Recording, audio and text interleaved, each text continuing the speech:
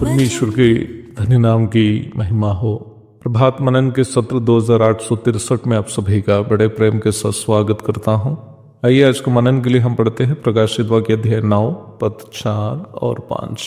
उनसे कहा गया कि न पृथ्वी की घास को, न किसी हरियाली को, न किसी पेड़ को हानि पहुंचाए, केवल उन मनुष्यों को हानि पहुंचाए जिसके माथे पर परमेश्वर की मोहर नहीं है। उन्हें लोगों को मार डालने का तो नहीं, पर 5 महीने तक पीड़ा देने का अधिकार दिया गया। और उनकी पीड़ा ऐसी थी जैसे बिच्छू के डंक मारने से मनुष्य को होती है। अधा कुंड से निकलने वाले दुष्ट आत्माएं महाक्लेश काल के लोगों में उत्पन्न करने वाले दर्दनाक बीमारियों के बारे में हम इस भाग में देख रहे हैं। इस भाग में ये नहीं लिखा हुआ है कि निम्न बीमारी का नाम क्या है, परंतु बीमारी का स्वभाव इस भाग से हम अनुमान लगा सकते हैं। पद 5 तथा 6 से हमें यह स्पष्ट सूचना मिलती है कि यह असहनीय दर्द उत्पन्न करने वाली कोई बीमारी अवश्य होगी, कि मनुष्य मरना चाहेंगे परंतु वे मरेंगे नहीं। पद 4 से हमें यह सूचना मिलती है कि निम्न दुष्टात्माओं को मनुष्य को छोड़कर अन्य कोई हरी भरी चीज का नुकसान करने की अनुमति नहीं थी, अर्थात उन मनुष्यों को जिनके माथे पर परमेश्वर की मुहर नहीं है। निम्न मनुष्यों को केवल अति भयानक दर्दनाक रोग से तबाह करने की अनुमति इन दुष्टात्माओं को दी गई थी।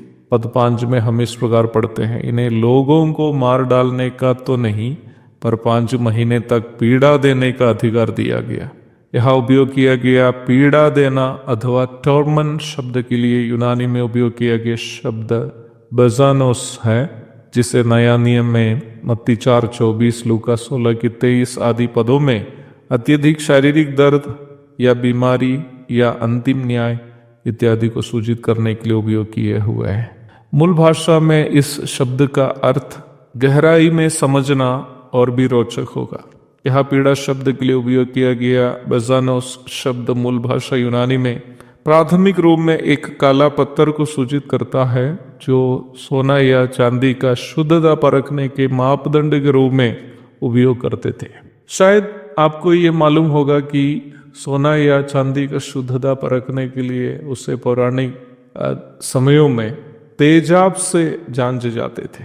मुझे ये जानकारी नहीं है कि उन दिनों में मनुष्य जिस बीमारी से झुलसेंगे उसका दर्द को तेजाब से जलने से उत्पन्न दर्द से तुलना करने के लिए इस शब्द का उपयोग किया है या नहीं। जो भी हो, इस बात पर संदेह नहीं है कि निम्न बीमारी अति भयानक दर्दनाक एक बीमारी होगा। बसनोस शब्द का एक अन्य अर्थ भी है। इस शब्द को पौराणिक यूनान में एक कानूनी शब्द के रूप में भी उपयोग किए जाते थे।